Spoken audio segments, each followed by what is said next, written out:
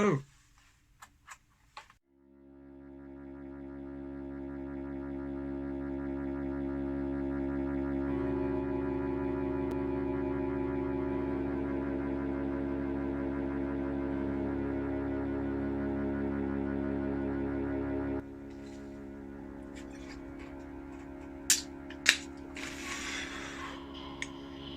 The UK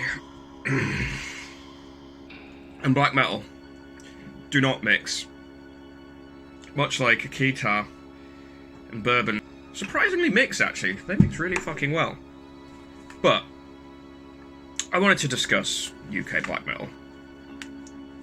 Evaluate and rank the things that I own.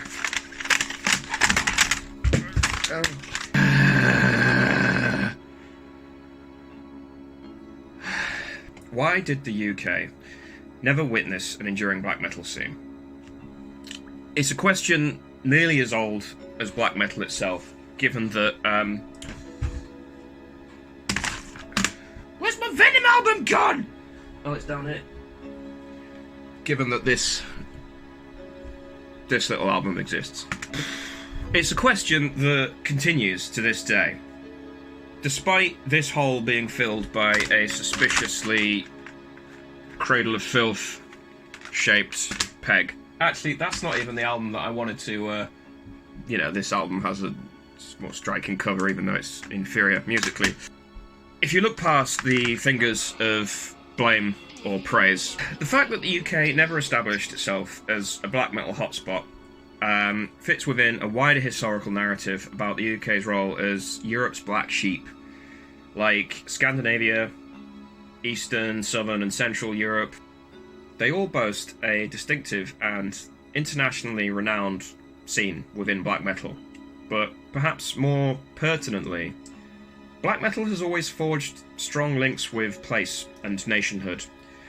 We see this replaying now with the rise of scenes in China, South America and the Middle East. But in the European context, the UK, I should be abundantly clear by 2023, is a uniquely contested group of islands. Scotland and Wales have a proud and rich cultural heritage that makes a point of its distinctiveness from England. Theirs is not just a story of national identity, but one that continues to be defined, in part, by an antithesis to their former English oppressors. This point only intensifies if we look to Ireland. Now, I'm going to set aside the lumpy history.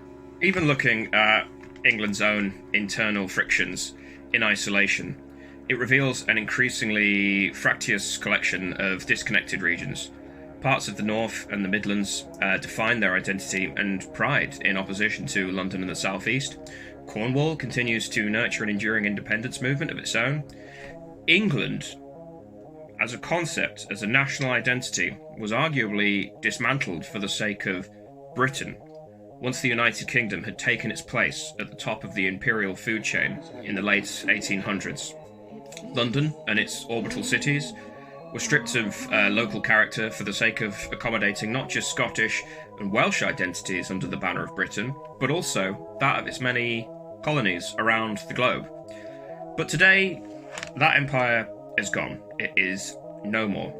And Scottish and Welsh nationalism are back in the mainstream discourse, along with stark reminders of Northern Ireland's second-class status in the eyes of many in Westminster.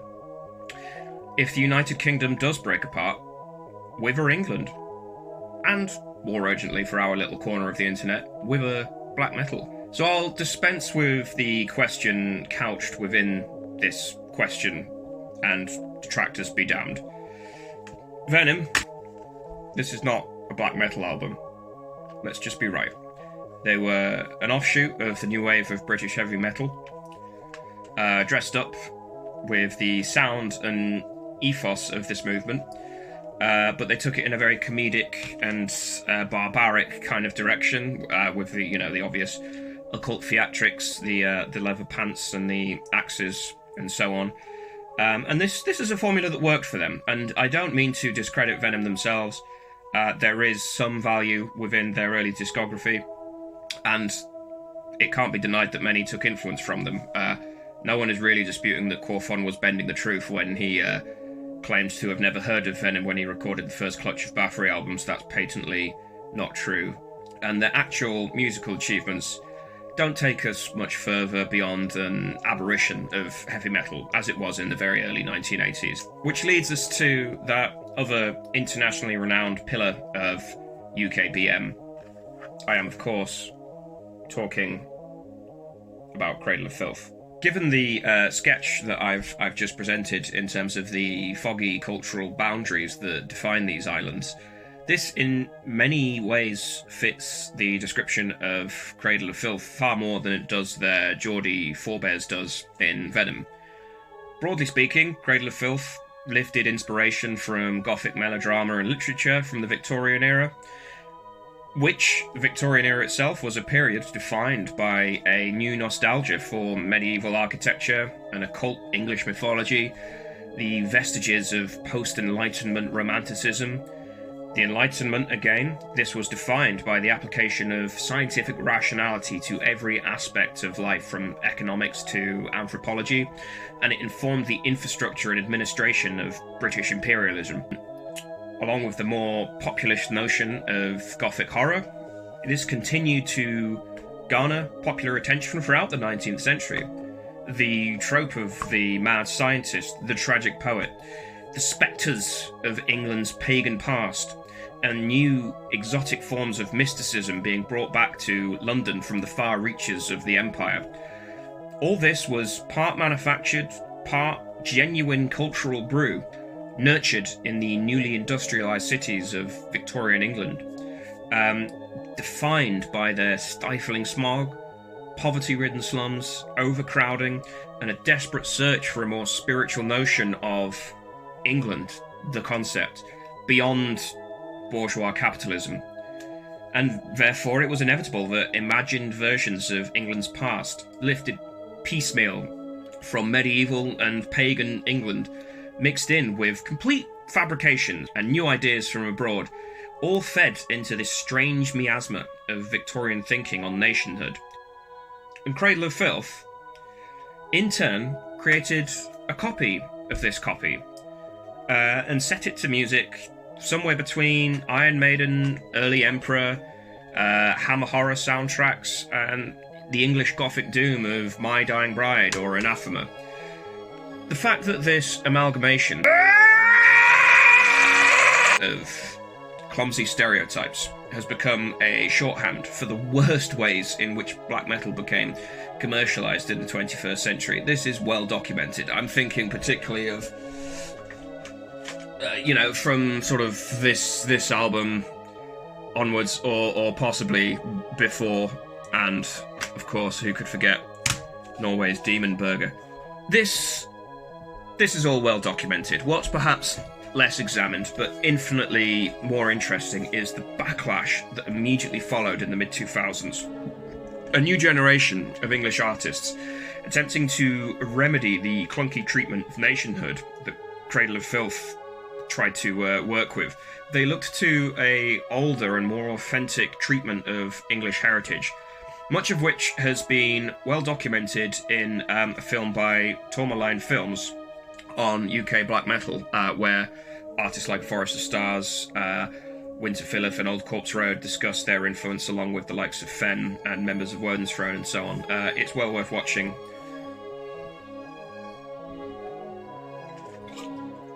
Link in the description. What was that? The description. Whatever divergence in quality across these artists and the wider UK scene, the motivation to convey a sense of local identity in antithesis to received mainstream wisdom is apparent in many of the interviews in this documentary. Whether it's Winter Phillips emphasising of an ancient yet pastoral form of Englishness that stands opposed to the forces of global capitalism, or, got the cassette right here, or Old Corpse Road's quest for weird England, as described by the likes of Mark Fisher, through buried folktales and the peripheral lore of coastal and seafaring communities across this island, or a forest of stars. Again, got all your records, man.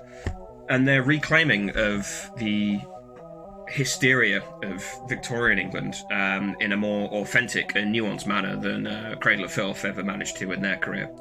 All of these artists, they all express a desire to reassert the continuity they embody with an English past that really existed, perhaps. In opposition to the theme park world of Churchillian rhetoric, Little England's keep calm and carry on ethos and the signs that litter our beloved rural landscape, the ghosts of imperialism that still haunt us, and the metropolitan urban sprawl of New Labour, that superficially cashed in on in the late 90s and early 2000s, the managerialism of Tony Blair and Gordon Brown, all of which decimated working class communities in the name of globalisation and swept away vestiges of England's endlessly complex local histories in the process. Other European nations have equally complex stories to tell. Other European nations have collided with the ghosts of their history in recent years, and they have played this out in similarly multi-dimensional national dialogues. But few have been so contested as England itself, and I mean England, excluding Wales, Scotland, and Northern Ireland, to the point where many have begun to question what England, if you exclude the other nations that make up the United Kingdom, even amounts to, and whether it actually exists at all. Subsumed under the umbrella of Britishness, for the sake of holding the empire together, what does England mean? For further reading on this, I recommend Alex Niven's polemic New Model Island for a sort of broader discussion of what England might be, if anything, and where it might be going. For this reason, drawing comparisons with European black metal may not be all that enlightening, so maybe it's time to look at our friends across the pond for instruction.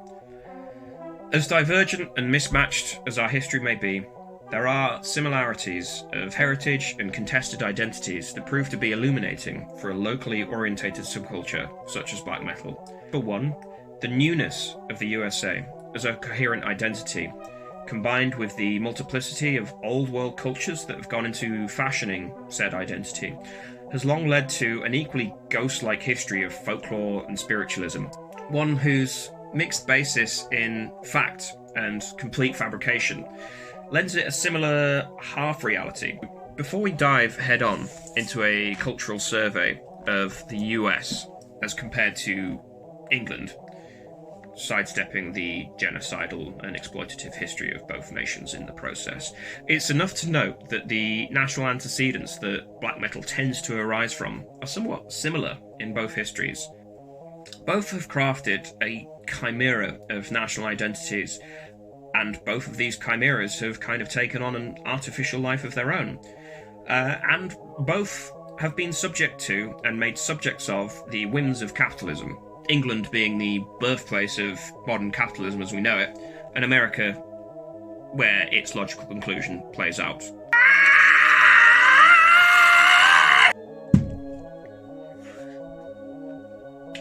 But America, unlike England, has a relatively rich and distinct history of black metal artists.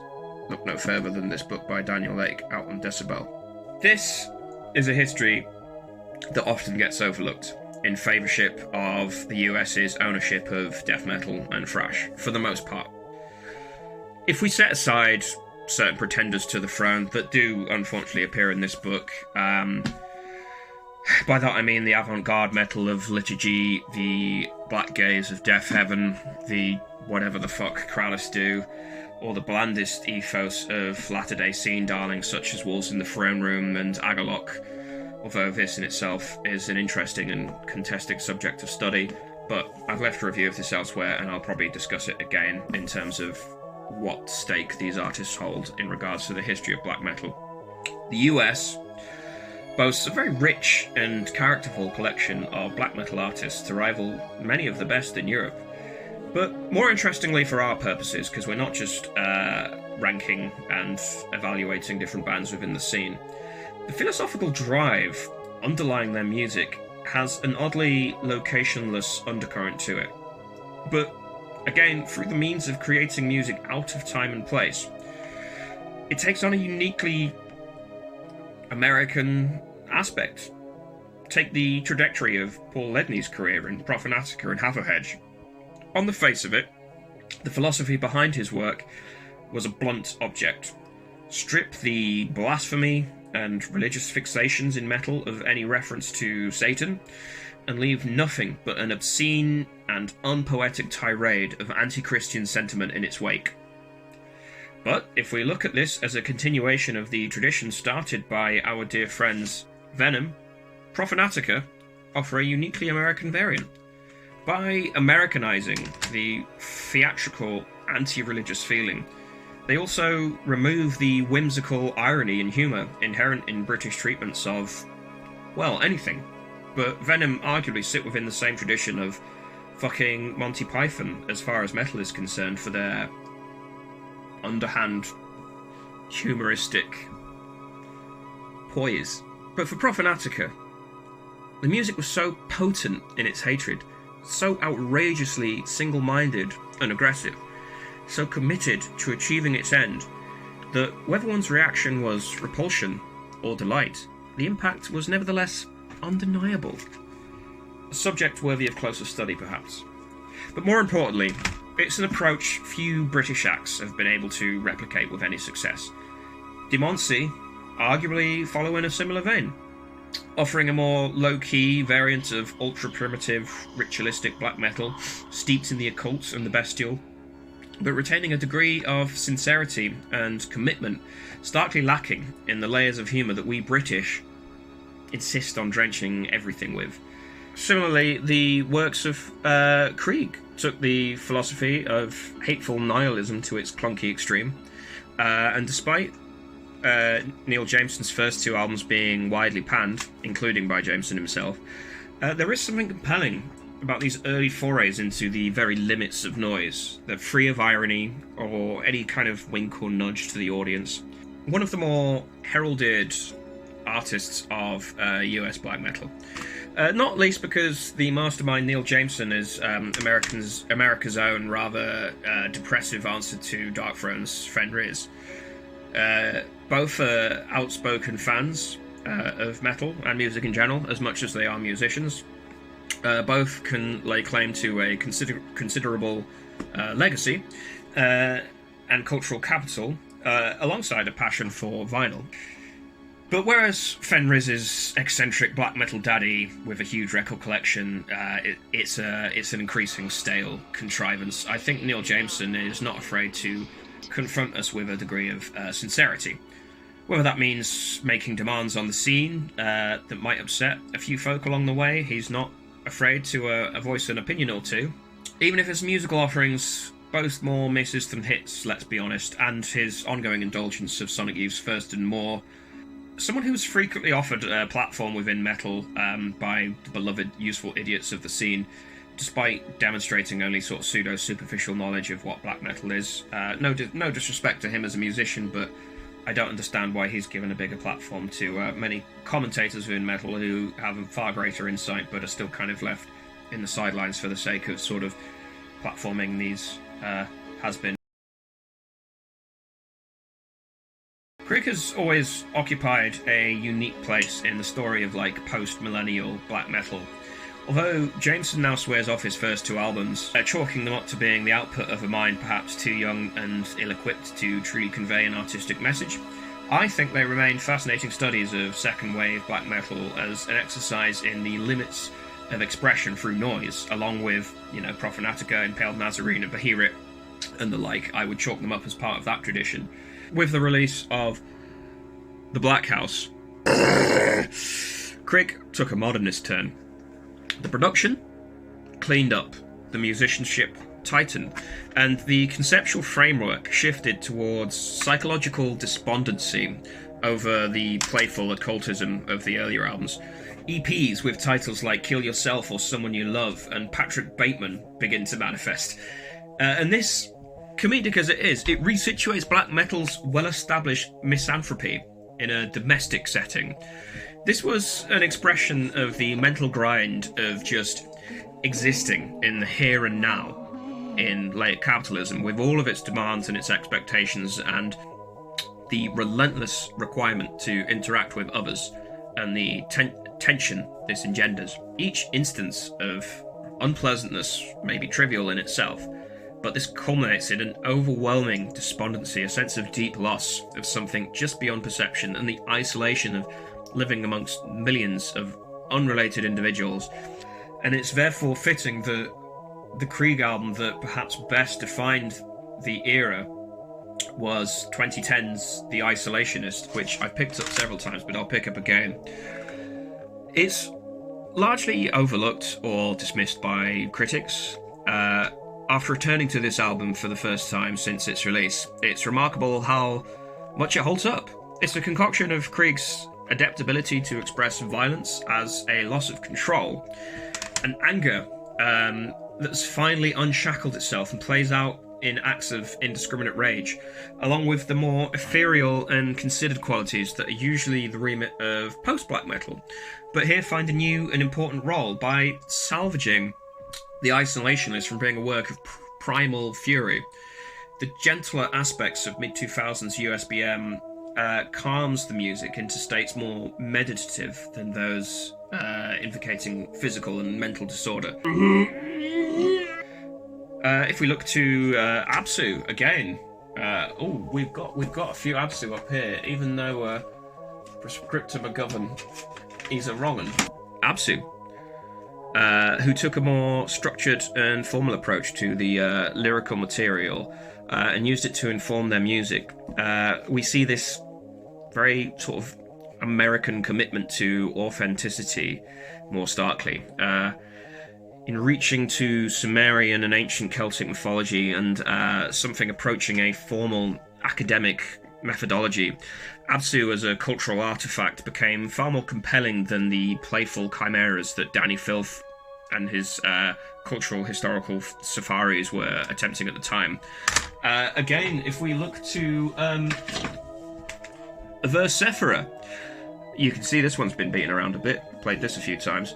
Verse Sephira took a similar approach. Their fixation on crafting music to exactly suit the underlying mysticism of their lyrical themes led to some of the most sophisticated black metal this side of the new millennium, and I mean that across the board. Yamato, Von, A Transylvanian Funeral, Temple of Abraxas, Judas Iscariot, all have followed in a similar vein. You'll note my focus is more on ritualistic, mystical, or occult US black metal over those that attempted to draw inspiration from nature, and this is entirely deliberate. Despite the US boasting areas of outstanding natural beauty far surpassing the modest green pastures of my dear England, the artists have that fed off this natural landscape in the US, they tend toward a more atmospheric or post-black metal direction. I'm talking, of course, of Wolves in the Throne Room, Panopticon, Agalot, or else they go full-on medievalist fantasy metal with Caledon Brood, Obsequia. Connected but distinct is Americans' ambient and depressive black metal traditions, but again, these artists tend to get so bogged down in high concepts that it begins to decay the actual musical output. The exceptions of quality, and I Shall Become, for instance, tend to be very stingy on curator notes to go with their output, using the music's abstract qualities to their advantage, a virtue lacking in the likes of a Leviathan or a Zasfer, for instance. So, with all this in mind, this broad survey of American black metal, what are the lessons to be taken from an English perspective? The most obvious caveat is that no attempt to write a formula for artistically successful black metal, i.e. take 30% of your influence from natural landscapes, add 50% mysticism and 20% fabricated history, jobs a frobber. No. We're rather trying to aim at a survey of broad thematic approaches that have worked well for the US bands, and we're laying this in stark contrast to those that have not really worked in England or have had limited success. For example, the reason that drawing on ancient mythologies works so well as a creative vehicle in black metal is not for the sake of national historical continuity, but the new worlds and entirely unique philosophical structures it allows the artist to create, using them to guide the tone and direction of the music. There's no second-guessing the authenticity, no barrier of irony. The music can be enjoyed by the listener with or without foreknowledge on the subject matter.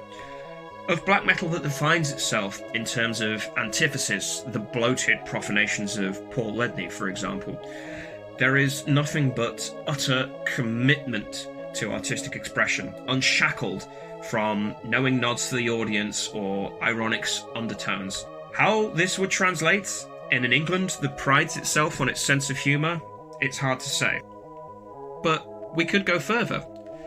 We have mainly been discussing philosophical, mythological, and theological preoccupations within black metal and how they tie into notions of national identity far more than other subgenres of metal. But there is probably more to say around the idea that US black metal was not just on a cultural safari. They were also attempting to create what I would call urbanist black metal. To identify the truly distinguishing features of black metal, one must ask, where does it situate the listener?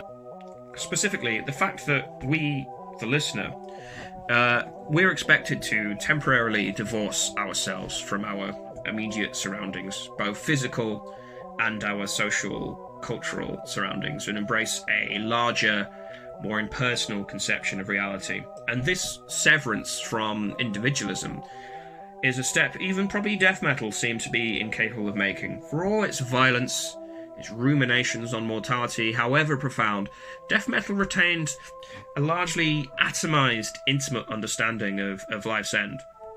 By fixating on the passage of deep history, the indifferent vastness of wilderness, the skewed moral conceptions of pre-Christian theology, black metal purports to be a window, allowing us to understand a more constant and fundamentally humbling perspective on reality and our place within it.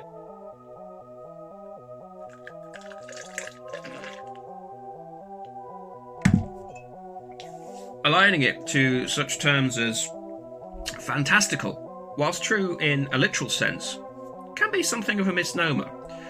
Whilst heavy metal and contemporary power metal views the realm of the traditional fantasy genre as a playground, allowing artists and fans to indulge in epic quests with actually existing notions of right and wrong, black metal attempted to engage with fantasy as a source of weird realism, a kind of rebuttal to liberal democracy's ambient demands to grow up and engage with consumer capitalism.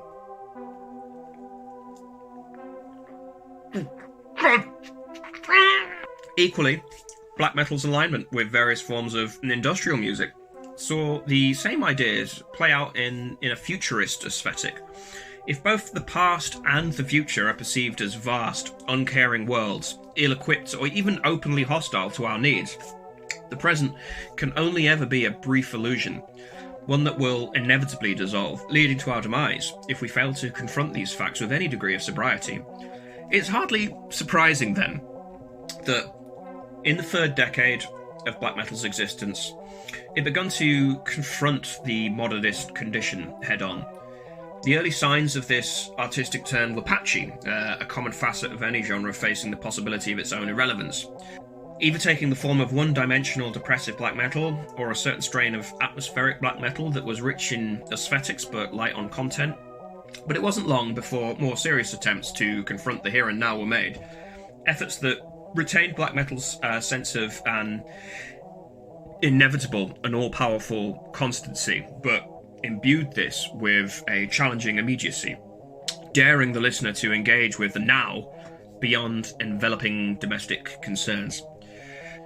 But the point is that many of these American artists reach straight to the core essence of black metal in a way that rivals their mainland European counterparts. This essence comes in many iterations, making any kind of specifics a fool's errand. But beyond escapist platitudes about the alternate worlds that black metal creates as a shelter from our living plastic tombs, it might be beneficial to be less literal, shall we say. Black metal, fundamentally, is a resounding yes to life. It's a line in the sand, in defiance of the excesses of modernity, a challenge to the mores of contemporary music, and a vehicle for the individual to connect with an existence beyond their own sense of self. The tentative steps that UK black metal, or rather English black metal, has taken in this direction has thus far been just that, tentative. But the purposes of a music as enigmatic as black metal might be better served by the bold, brash, and ultimately unself-conscious iterations of US black metal. Imperfect, yes, clumsy, and certainly comical, but undoubtedly far more artistically successful than English artists who have thus far merely attempted to link with their unbroken thread of English history and culture that was never quite real in the first place. It was always imagined. The lesson of US black metal is this: if your surroundings can't or won't provide you with the soil on which to grow a distinctive identity, then craft one anew, unshackled from the limitations of place and local identity.